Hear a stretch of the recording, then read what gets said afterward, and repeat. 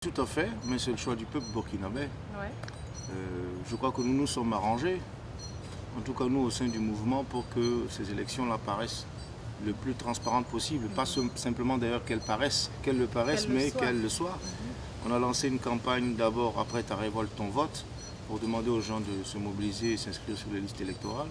Par la suite, on a lancé une autre campagne qui s'appelait Je vote et je reste, pour demander aux gens, au lieu de rentrer chez eux après avoir voté, vaincu à leurs occupations, qu'ils restent sur place pour contribuer à l'observation des élections et même au comptage. C'est d'ailleurs une campagne qui a été quelque peu combattue avant qu'elle soit admise. Parce que beaucoup avaient l'impression qu'on voulait s'immiscer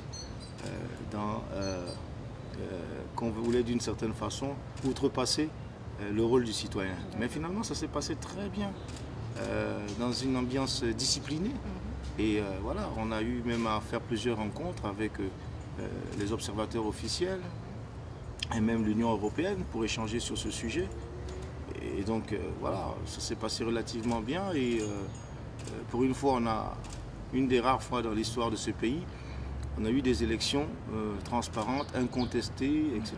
Personne n'a contesté ces élections et même mieux, un des candidats est allé même reconnaître sa défaite avant même la publication des résultats. Ça prouve que tout ça a été suffisamment clair. Donc nous avons en face de nous le choix d'un peuple dans une république dite démocratique. Ben, nous ne pouvons qu'entériner la décision du peuple.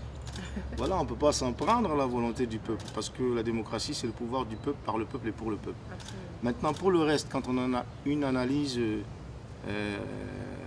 sincère, on peut dire effectivement que ce sont des gens qui ont contribué énormément à l'architecture du système comparé, qui sont là aujourd'hui au pouvoir.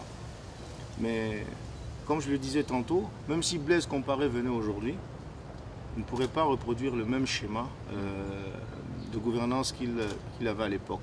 Parce qu'aujourd'hui, il aurait eu en face de lui un peuple décidé, un peuple qui a compris que sa parole compte, qu'il est capable d'instaurer un rapport de force à son avantage. Donc c'est un peuple mûr aujourd'hui, qu'il ne laissera passer aucune forfaiture. Et c'est pour ça que le nouveau gouvernement le sait d'ailleurs. C'est pour cela qu'ils ont mis ce temps fou là avant de mettre en place le gouvernement.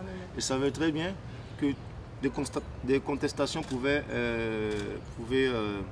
surgir. Donc aujourd'hui, moi j'ai plutôt confiance, je suis plutôt optimiste sur la qualité